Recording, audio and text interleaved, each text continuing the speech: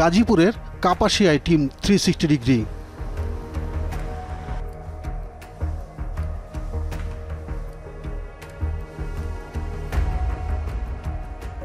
এই ব্যক্তির নাম আরিফুল ইসলাম।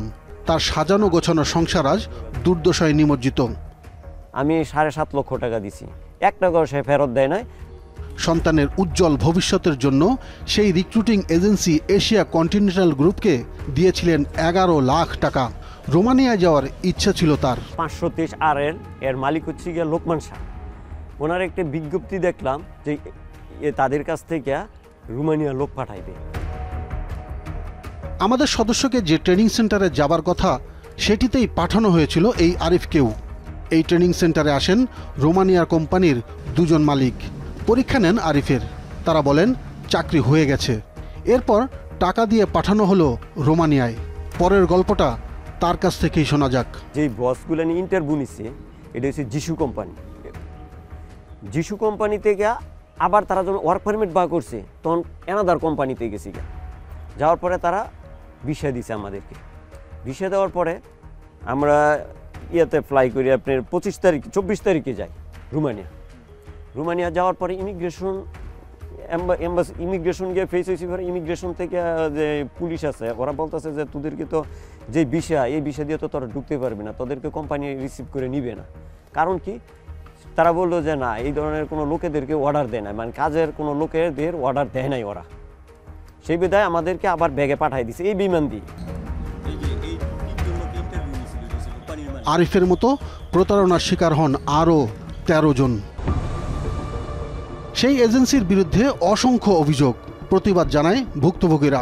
এ বিষয়ে আগেও খবরের শিরোনাম হয়েছিল এশিয়া কন্টিনেন্টাল গ্রুপ। এখান থেকে যখন আমি চাকরির জন্য আবেদন করি তখন মানে রোমানিয়ার জন্য, তখন তারা আমাকে দেখায় দিল একটা recruiting agency Asia continental BD RL 523। সেটা সরকারি একটা অ্যাপস। এটার ভিতরে ঢুকতে গেলে 306 টাকা লাগে। প্রতিটা দেশের সার্কুলার এখান থেকে ছাড়ে।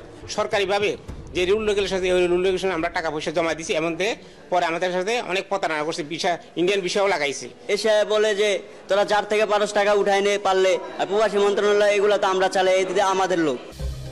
এই প্রতিষ্ঠানটি শুধুই কি একটি অফিস, নাকি এটি একটি আন্তর্জাতিক মানব পাচার চক্রের ঘাঁটি? খোঁজ নিতে গিয়ে সামনে আসে ভয়ঙ্কর চিত্র।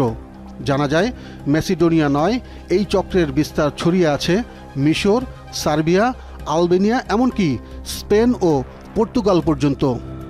বিদেশে চাকরির মায়া দেখিয়ে সাধারণ মানুষকে প্রলুব্ধ করে তারা। হাতিয়ে নিচ্ছে লাখ লাখ টাকা। ভুয়া ভিসা, ফেক কন্ট্রাক্ট পেপার আর কাগুজে চাকরির চিঠি দেখিয়ে গড়ে তুলেছে কোটি টাকার মানব পাচার বাণিজ্য।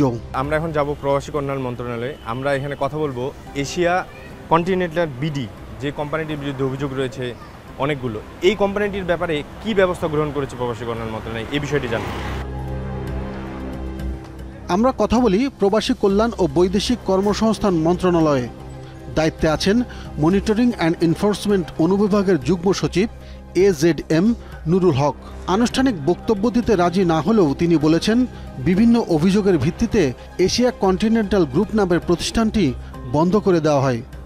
পরে আদালত থেকে একটি আদেশ নিয়ে আসেন তারা। সেই আদেশ অনুযায়ী 9 ডিসেম্বর 2024 একটি রিট পিটিশন করে লোকমান শাহ।